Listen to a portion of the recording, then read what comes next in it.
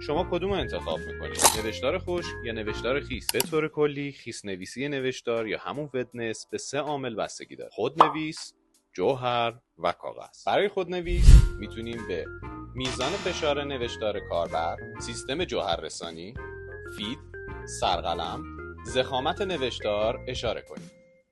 کاغذ عواملی مثل میزان تراکم سطح، جنس کاغذ یا در کل مقدار جذب جوهر تأثیر گذارند. میتونیم از کاغذ کاهی به عنوان جذب بالا، کاغذ کپی متوسط، کاغذ گلاسه بسیار کم مثال بزنیم.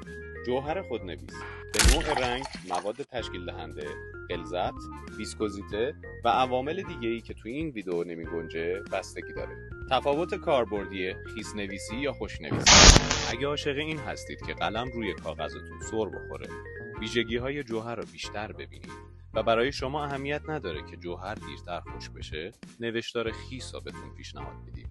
متقابلا اگر دوست دارید تمرکز بیشتری روی نوشتارتون داشته باشید و عاشق صدای خشخش قلم روی کاغذ هستید، نیاز دارید جوهر روی کاغذ سریع خشک بشه یا دسترسی به کاغذهای مرغوب ندارید، نوشتار خشک مناسب شماست. حالا چطوری میتونیم میزان خیس نویسی نوشتار خودمون رو بسنجیم؟